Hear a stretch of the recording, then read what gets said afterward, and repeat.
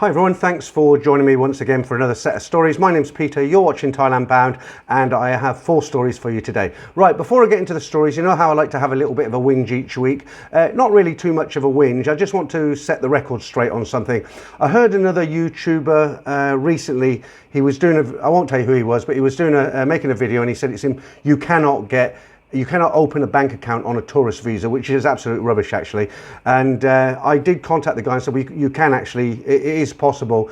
And he was adamant. He said he'd been out here a long time and knew hundreds of people who had tried to do it. And he was saying, he was kind of explaining to me it was catch-22 because you can't get a long-term retirement visa if you don't have a bank account, and you can't get a bank account if you don't have the long-term visa, which is absolutely ridiculous actually. So he asked me how it was done, and I said, look, you're gonna have to get out of bed a little bit earlier in the morning and go and find out for yourself. You know, I'm not a tourist guide, as it were, but I'll tell you guys, because you know, a lot of my viewers will be coming out here for the first time, or they come out here regular to just to visit, and sometimes it's quite nice to have a local bank account. You might be paying a little bit of money off to a partner each month, or you might just like to hold some money out here so you don't have to keep going to change booths. You know, every time you want to change a couple of $100s or whatever, you come out here, stick a couple of $1,000 in your bank, change it up, put it in your bank account, and then you just use a local ATM actually. And it's so easy to do. So how do you do it? What you do is you can come in on a tourist visa, you go to your embassy, whatever country you're coming through, you go along to your embassy, ask them to endorse your passport. I know it's crazy because your passport's used to come into the country, it's checked in immigration, but this is just how it works here. And if you want to open a bank account, this is what you have to do.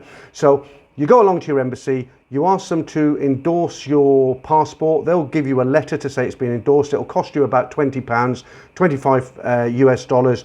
You go along to your bank, give them your passport, give them this letter of endorsement. They'll open a bank account within 24 hours and you'll get an ATM card, okay? So I think the moral of this story, guys, is if you're looking at information on YouTube or Facebook or wherever you get your information from, just check that the guy really does know what he's talking about, because there are a lot of people out there who give out false information, and you know, you've got to really go out there and find these things out for yourself rather than relying on other people. But I can guarantee you that is a process. I know somebody who's done it recently. If you want to open a bank account, tourist visa, just do it the way I've explained, okay? All right, let's get into these stories. They're pretty good, as I say that every week, but they really are. สวัสดีค่ะ This is a story from a few years ago when I was 26 years old. I'm a Scandinavian.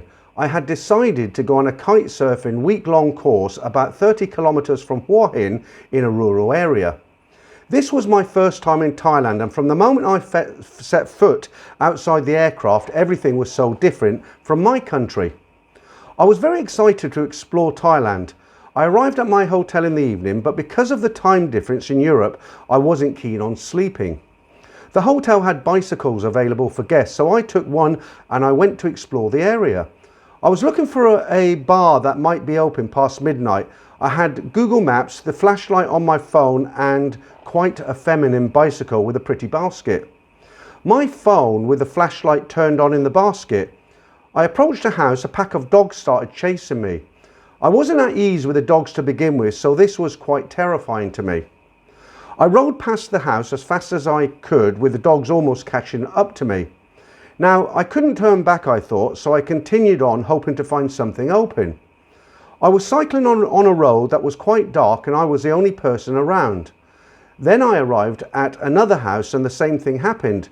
Dogs chased me and I was terrified. So I cycled as fast as I could. This went on for quite a while until I arrived in Hua Hin, where I was hoping to find a taxi to drive me back to the hotel. No taxis were available, it was late. I ended up cycling on the beach where again dogs chased me. Finally, I heard some music playing from a bar. I parked my bicycle and had a nice cold beer. The relief of having arrived somewhere safe made the beer taste even better. I met some other Europeans who were having drinks at this bar. One guy I got speaking to was French, about 50 years old, who explained the bar scene to me. He asked me what kind of girls I like. Back then I was very reserved, so I told him I wasn't interested in dating any of the girls in the bars. As the night progressed, I started to talk to the girls in this bar along with 2 other Europeans. I was quite attracted to one of them, but she turned out to be a ladyboy, which set me back a little bit.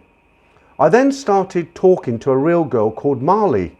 One of my new European friends tried to warn me about this girl and said she couldn't be trusted. I was wondering if that was really true, because perhaps he liked her and he was trying to put me off, thus leaving her available for him. So I continued to talk to her, taking a chance. The chemistry was really good from the get-go. I was a bit drunk. I remember paying a bar fine of 300 baht, but honestly, I can't remember giving her anything else. We spent the night in a cheap hotel drinking and having aerobics all night, which was great. I didn't sleep for most of the night and then eventually passed out from exhaustion and alcohol intake. The next day, we woke up quite late and I asked her if she wanted to have breakfast and spend the rest of the day with me, to which she agreed. A little later in the afternoon, she became very tired and said she wanted to go back to her room and sleep for a while. She told me that I could go along with her if I wanted to, so I thought, why not? Her room was very small with no air conditioning and I couldn't sleep as much as I tried. So I left and went back to my room. I was fast asleep in my room on top of the bed. I don't know how long I'd been sleeping for, but I was woken up to a very loud hammering on the door. When I opened the door, Marley was standing there looking angry and accused me of abandoning her. She was quite aggressive. I told her I didn't abandon her. I didn't want to wake her up and I couldn't sleep because she had no air conditioning. She started crying and left. I eventually found a tuk-tuk driver who could take me to the bicycle I had abandoned at the bar, pick it up and take me and the bicycle back to the hotel. That was my only experience in a beer bar with Thai girls. I never did go back to Hua Hin. I had a fantastic week kite surfing looking back after speaking to other foreigners in Thailand. I think Marley thought she might have landed a sponsor, but unfortunately she wasn't successful, and that was probably why she was more upset rather than me just leaving the room. Did I have a lucky escape? I guess I'll never know. On a more positive note, I had a wonderful night in that cheap motel with Marley, and that is a memory that will stay with me forever. Okay, nice little story there. So a lot of guys often wonder why these girls get so jealous. You know, they're working, you know, they have multiple partners, multiple sponsors. Yet if they see you looking at another girl or even dare to talk to another girl, they go crazy, like you're their boyfriend. And a lot of foreigners come over here and they say, I just don't get it. She's working, she's gone with all these customers, yet I just look at another women and they go berserk. Well, what it is they're trying to protect their investment, aren't they? The more sponsors they get, the better life they're going to have, actually. So, you know, if you become a boyfriend and she thinks there's any chance of you sponsoring her, sending her money from your own country, then she's, you know, they want the money. They're not going to take a chance. So if you start looking at other girls, she's risking her investment by not doing anything about it. Okay, so you've got to get your head around it. It's really weird, really messed up stuff, but that's how it is here. Right, this is a pretty good story. I like this story, and just shows you what sort of things that go on here. I'm an Italian. I've worked abroad for 20 years. I'm well travelled and have enjoyed aerobics in several countries. Although many girls in the Philippines and Thailand are very cute, I never fell for any of their tricks. I'm a hotel manager but also a chef. When I returned to Italy, I worked as a manager but also started my own cooking classes in the hotels I worked in. I was managing a hotel in a small town in Italy. My cooking classes were well attended because I speak good English, my food is good, and I know a lot of jokes. So my classes are informative and entertaining and also not cheap. In 2005, I had a group of 5 well-off Thai ladies attending my cooking classes. A TV announcer, a businesswoman, and another well-off lady along with a woman called Fon. During the week, Fon took a liking to me and me to her. She was about 40 to 45 years old. I am 53. During this week, we had romantic encounters but no aerobics. Being the hotel manager, I didn't want to expose myself to any problems with clients. She was still touring Italy, and when she got to Florence, she called me and I went to see her and we finally did the deed. I was taken by her and decided to go and see her in Thailand. She told me she had a business but she never understood marketing. 3 weeks later, I was on a flight to Bangkok. She took me to a hotel near her office south of Bangkok, and the next day we went to her office and she introduced me to her staff and a friend who spoke Italian because she had been married to an Italian man. She was a very nice lady. She had a business making iron gates. Fon seemed to have a successful business and doing well. We agreed she would come back with me and spend a week in Italy. I still had not understood what kind of business she had. While in Italy, we spent a lot of time together. I later found out that Fon's business was network marketing, selling fertilizer to farmers and recruiting salespeople and agents. She was making good money. We talked about getting married and I dreamt a Buddhist wedding. I've always been fascinated by the Orient. I kind of believed in something spiritual, not sure what. We also talked about money. I thought she had a lot more money than me. I showed her my investment in shares, about 200,000 euros. She suggested that I invest in her business and took a couple more trips to Thailand. I told her if I invest in Thailand, I'll have to follow my money. We talked more about getting married and I wired 100,000 euro to her company account.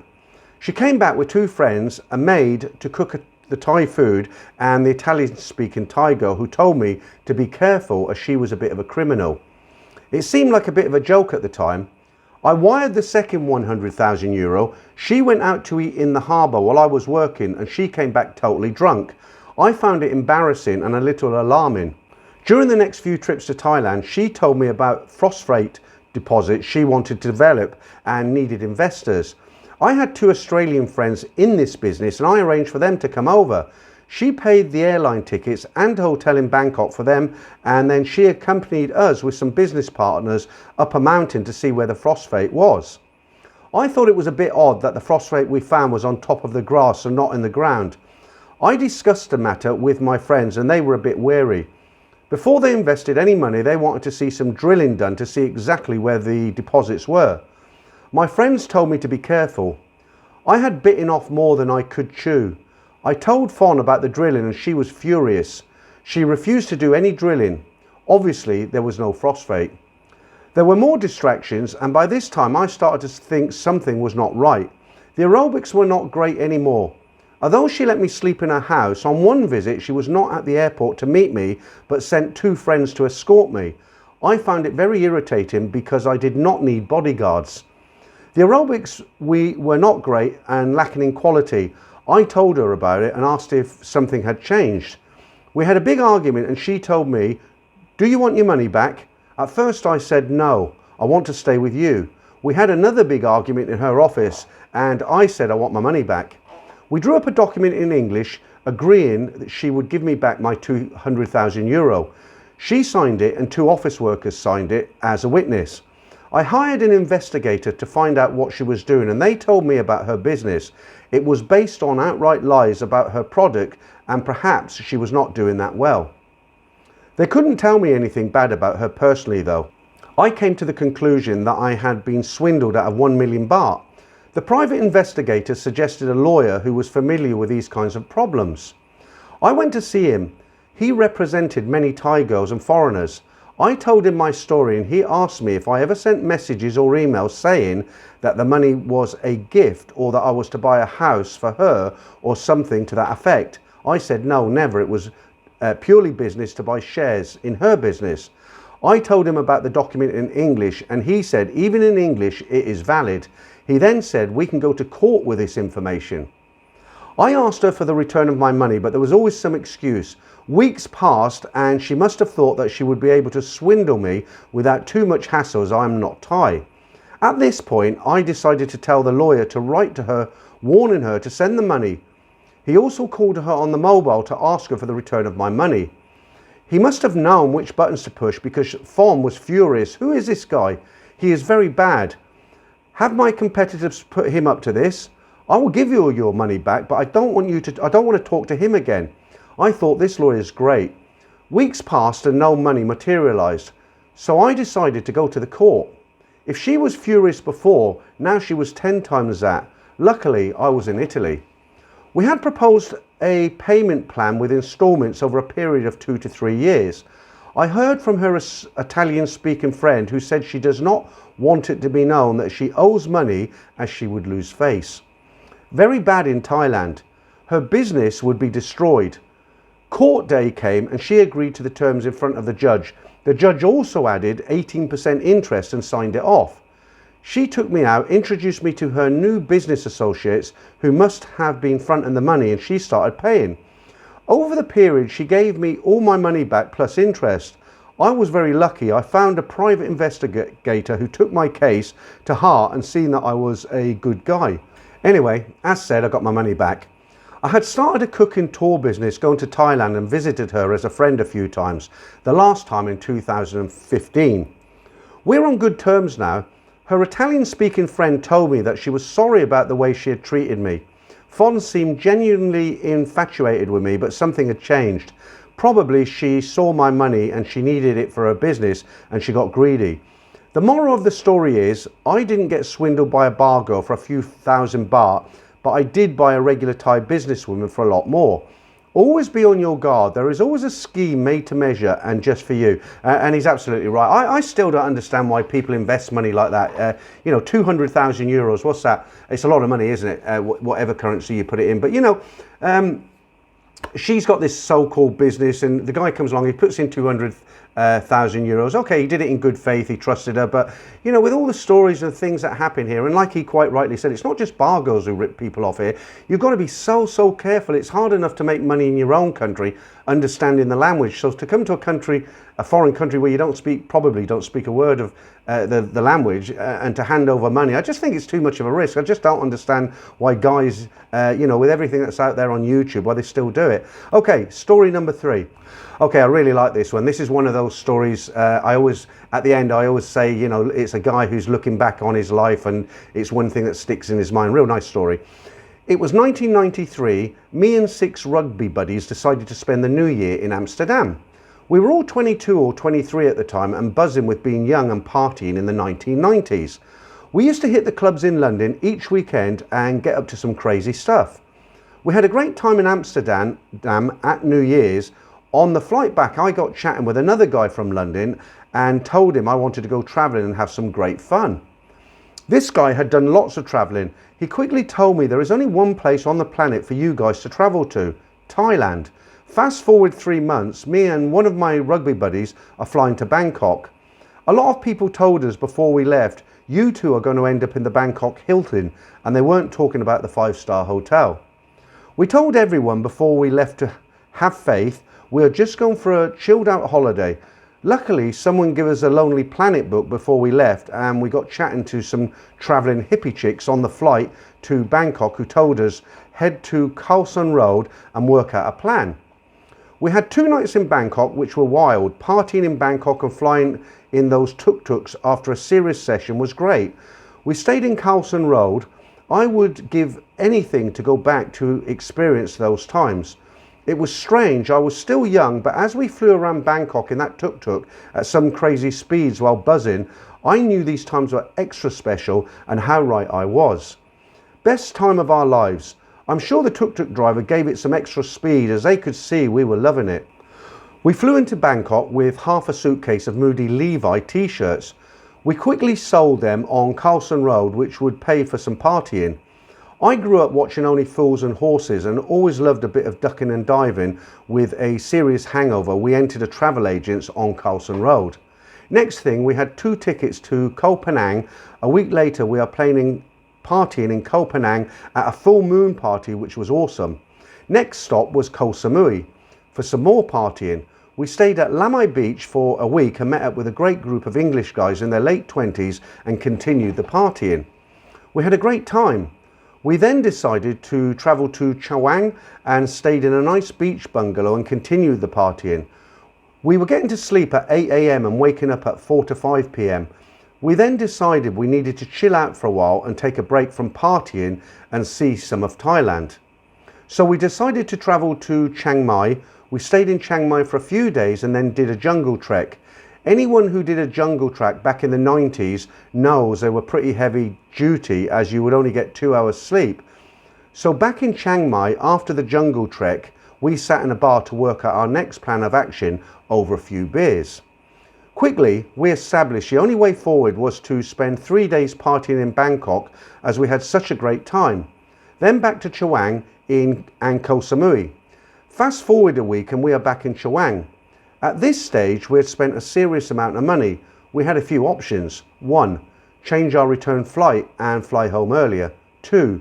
Stop partying and live the backpacker lifestyle, in brackets, not a good idea. 3. Get more money sent out and enjoy ourselves for the next 6 weeks. Option 3 it was. Luckily, we had left some money with one of our friends as a backup who sent it over. In brackets, you always need a backup plan. We partied away on Chaweng. We met 2 lovely Thai ladies in a bar in Chaweng that we used to play pool in before we hit the clubs. We spent the next week partying with them and the aerobics were great. Life was good. Problem was our money was running low. No worries, it will arrive soon, we told ourselves. We told the bar that we had money arriving soon and they said, no problem, you can run a tab with us. Pay us when your money arrives. So we drank at that bar for the next week. The Thai ladies we were also with had no problem. They would also get sorted out when our cash arrived. Back in the 1990s, everything was more chilled out, but it was a different story getting cash sent over. We would ride to the bank to check if our cash had arrived. We did this trip a few times. Only one day left, Chaweng slightly later, as we had been sitting on our balcony smoking and drinking and listening to our Bob Marley tunes and had to race to the bank before it shut at 3 p.m. I had ridden a motocross bike in the UK since I was 12 years old and I knew how to handle a bike and I love speed. We both raced to the bank on the same bike at a good 60 miles per hour without crash helmets on. If the bike had gone faster, we would have been travelling faster. Tears flowing from our eyes, we arrived at the bank to be told the money still hadn't arrived. A day later, I was riding the same bike down Chaweng High Street at a slow speed. The inner tube deflated and wrapped itself around the wheel and the bike locked up. Luckily, it didn't happen a day earlier or we would have been seriously injured or worse. People talk about being born with 9 lives. I feel like I have had 81 lives. Now, being older, I feel blessed to still being alive as I've had so many close shaves. Anyway, the money still hadn't arrived and the bar and our Thai girlfriends were not going to let us run up any more of a tab. The bar told us, don't think about leaving the island without paying your bill or things won't end well for you both.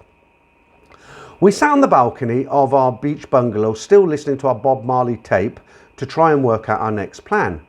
Next minute, 2 very sexy Farang ladies walked past us and gave us a lovely smile. Luckily, they were staying in the next bungalow. It didn't take long before we were sitting on their balcony chatting, listening to our tunes and chilling out with them and having a drink. We told them about our situation.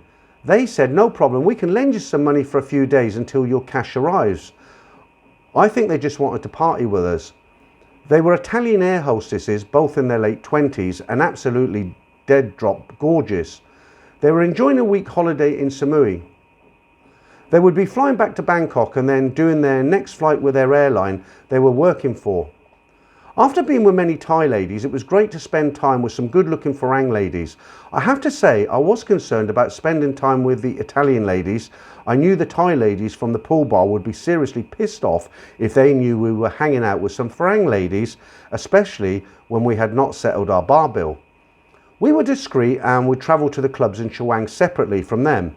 We would always have an excuse why we would not meet them. Anyway, one night my Italian girlfriend told me she wanted to make out on the beach in front of our bungalow, on the sand. I tried to get her back to our bungalow but didn't succeed. I knew this was dangerous, but hey, you only live once. We were getting down to it. My buddy was maybe 25 to 30 feet away with his girlfriend. All of a sudden, I could feel bad energy behind me.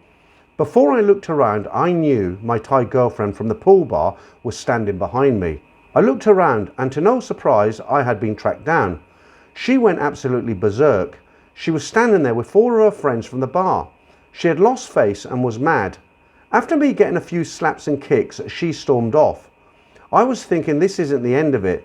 Then she decided to smash our beach bungalow up. This was going to be expensive. She picked up rocks around the bungalow and put all the front windows through and then stormed off. The Italian girl sat on the beach together with me and my buddy, walked along the beach deciding what to do. There were some long tail boats situated 15 to 20 meters off the beach but were chained up. I swam out to them to see if I could get them started as I wanted to get off Koh Samui as soon as possible. I quickly realised this wasn't an option as they were chained up and they were too far out. We told the Italian ladies to have a sleep in their bungalow as the Thai girls didn't know where they were staying. I was very wary of staying in our bungalow as I knew the Thai police would be visiting in the morning. The sun was rising at this point. The sensible thing would have been to stay with the Italian girls in their bungalow, but I'm sure I wanted a bit more excitement. Crazy now when I look back on it. Plan of action? You always need a plan of action. Was to wait until the staff at the beach bungalows had arrived for work. We could explain the situation, work out how much baht we would need to pay to repair the bungalow and try and get the cash from the bank. We wanted to square up with the bar bill and pay for the repairs to the bungalow, pay the Italian girls and get off Koh Samui as soon as possible. Not long after Koh Samui started to wake up and business resumed, the Thai police arrived to check out the damage to the bungalow. I don't know how they arrived so early as the staff from the bungalows were still not on duty. You know, in Thailand, word gets around really quickly. When me and my buddy saw the Thai police, we ducked into undergrowth between our bungalow complex and the next set of bungalows, trying to make sure we were not seen by them all the time watching them. I will never forget this. There were 2 Thai police officers walking around our bungalow with their guns drawn. I looked at my buddy and smiled. He loved taking things to the extreme, but this was even too much for him, and he went a white shady colour. Also, some Thai ants crawled up all over him. Awesome, not a memory you forget. The Thai police didn't spend long at the bungalow after they realised that no one was staying in the bungalow and left. 20 or so minutes later, the manager from the bungalows arrived for work. Luckily, my friend had been enjoying some early evening aerobics with her, and she had a soft spot for him. She did her best to help us out. Later that morning, we travelled to the bank again and the money still hadn't arrived. At this stage, we thought the bank was trying to rip us off, as it should have definitely arrived by now.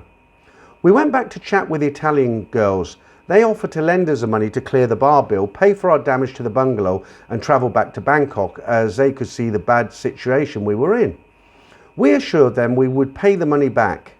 Not long after we were on the ferry back to the mainland after clearing our debts, the Italian girls flew back to Bangkok. We arranged to meet them in Bangkok. They were staying in the Bangkok Hilton and managed to smuggle us in. We enjoyed 48 hours with them in a luxurious hotel. We visited the Bangkok bank manager and spoke to him. I was notified that our money had arrived in Koh Samui, but we couldn't withdraw it because it was in Koh Samui. After talking to the bank manager for over 1 hour, we were walking out of the bank with our cash. I shook the bank manager's hand after he gave me the cash. Later on, the Italian ladies asked me why I had shaken his hand. The money he had given us was ours. We don't think they understood the Thai system. We had enough money to pay the Italian girls back and party for a few days before our flight home. We partied in Patpong with them. It was emotional saying goodbye to them. We travelled back to Koh Samui, which was a bit of a downer after being in the Bangkok Hilton. Funny thing, a few of the market traders on Carlson Road were wearing the Mickey Mouse Levi t-shirts as if they were the real McCoy. We parted for 2 more days and flew home.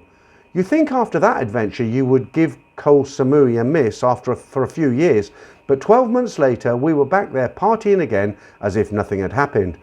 The following years was good, but couldn't match our first time in Koh Samui. Looking back on the adventure, it was a once-in-a-lifetime experience. Our buddies back home were right. We were going to end up in the Bangkok Hilton. Luckily for us, it was the hotel. Nearly 30 years later, I still smile when I think of this adventure. To be honest, we were too crazy to be in Thailand in our early 20s. We always push things to the extremes in the UK, but when you travel to Thailand, it's different. It's a different story. Luckily, things worked out for us. I would give anything to be able to travel back to the land of smiles in the 1990s. Absolutely awesome. Anyone who was there will know what I'm talking about. And there you go. It's that same story again, isn't it? You know, he hasn't been there since that first time. So there's a young guy, he's in his 20s. He had the adventure of a lifetime, thought he'd go back one day, probably got a family, married, never been back since. And that's the one big memory that sticks out in his mind. Probably the best memory of his life. Now, I just want to say something on the girl who smashed the bungalow windows. So after the last story, I said the girls are protecting their investment. That's why they don't like you looking at other girls. And that is normally the case. But I really think in this particular case, because these guys were young, I forget how old he said he was, 22, was it 23? You know, they probably met girls about the same age. And, you know, Thais are only human. And the thing is, these girls probably did fall for these guys in a big way.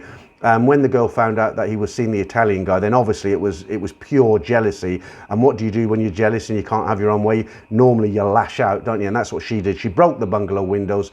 And the other argument could be like, well, why do they have to pay the bungalow windows? Because it was her who smashed it. But hey, this is Thailand. Nothing makes sense sometimes. Right, okay. This is our last story. It's a real short one, but it's worth a read, okay? Here's a quickie story for you. I'm an old dog, aged 76, who has been going backwards and forwards to Thailand over the last 12 years. Following last Saturday's story by Kurt from Germany, I was inspired to tell you this one. Kurt told about the tearful departure he had from his girlfriend at the airport. Actually, I can't remember if he was crying or whether she was putting on the waterworks, i.e. crying. Anyway, here is mine about airports and ladies. I personally love to be met when I land at a foreign airport. As a frequent flyer, it's nice to be met by friendly faces after a long flight. Apart from that, you know in advance that there will be no hassle looking around for a taxi at the right price. Who needs a few minutes of haggling after spending 12 hours on an aircraft? Even though my story concerns the Philippines, it makes no difference whether it's Manila Airport or Bangkok Airport. As they say in Thailand, same. However, there are one or two points to bear in mind about being met. My first trip to the Philippines was 9 years ago. I had met someone nice by online dating at Dating Asia.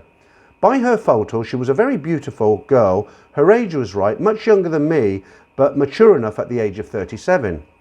I had been warned by a neighbour that Manila wasn't an appealing city, so all I wanted to do was to land there, rest a night or two and get out of there quite fast with a local woman who knew their way around. As arranged, she was there waiting for me as I exited the arrivals lounge. Till then, we had only exchanged text messages and photos over the few weeks before my arrival. We hadn't talked by video conferencing. Anyway, we hugged and kissed very quickly, got into the waiting taxi and sped off to the hotel. Afterwards, she told me that she was embarrassed to be seen in public by strangers hugging and kissing a foreigner. My first few nights with her were great. Aerobics, nice restaurants and sightseeing, no need to add any more. 2 days later, we took a flight to another part of the Philippines. In short, I quickly realised that she wasn't the girl for me. Beautiful, yes, but emotionally unbalanced. If you are in your own country, then this is a situation that you can get out of quickly or gradually as you discover her character and personality. But in this situation, by agreeing to be met at the airport, I had set up my own ambush. If a girl that you don't know meets you at the airport, you have a sense of commitment to be with her. It's not a matter of a coffee or a dinner date or hello, nice to meet you and chit chat to sum her up. Peter, you've already mentioned this scenario in a previous video. So my advice to all guys landing in Thailand is do not arrange to meet a new lady at the airport. You limit your possibilities of being free to choose and look around from day one. At the other end of the scale on your departure, I have a few words to say about leaving the country. After you have spent time with a lady and it's evident that the chemistry worked, you must decide whether or not she will accompany you to the airport. Thai ladies are not keen to express emotion in public. On the other hand, you may feel that you want to kiss and hug her after you have taken your baggage out of the taxi or in the departure hall before check-in. You may even have fallen completely overboard for her and tears are welling up in your eyes. It's then that you may discover how she really feels about you. Till then, she has told you in private that she loves you and will miss you. But suddenly, after all the lovemaking, you may feel disappointed by her lack of emotion. After all, your next trip may be in 6 months or a year's time. You may have even agreed to send her money every month. You may have emptied your last 1,000 baht from your wallet because you can't be bothered exchanging it for your own currency. You don't want to leave her and look forward to a long kiss goodbye, and what happens? She may give you a quick hug and a lightning peck on the lips. It is important to understand the cultural difference between East and West. We express emotions in public. They don't. It's as simple as that. Lastly, I have found it to be a very rare case where you will see a local lady crying in public. Newbies should understand the business of saving face. It's a matter of the right behaviour in public by Thai people. So to try and understand their culture and lower your expectations, that's all I have to say about comings and goings from airports. My next trip to Thailand will be in April this year. For me, it's the fountain of youth, much better than all the pills and medicines I take. These young ladies regenerate me.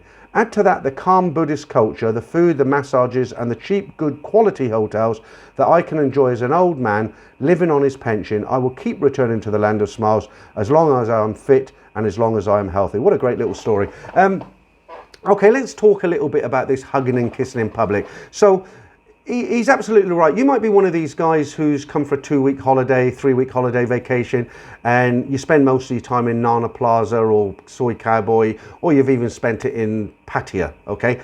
Now, the girls in these places, they'll hold your hand, they'll kiss you, you can hug them on the street. In some cases, you can even kiss them on the lips for long periods.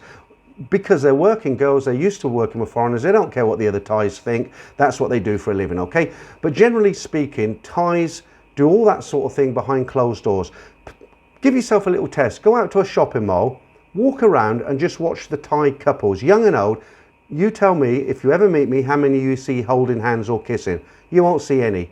You won't see any Thais, well, I say you won't see any, okay, no, Milo, you will probably spot one, but generally speaking, the Thais don't hold hands, they don't show emotion in public, they don't cry in public as a rule.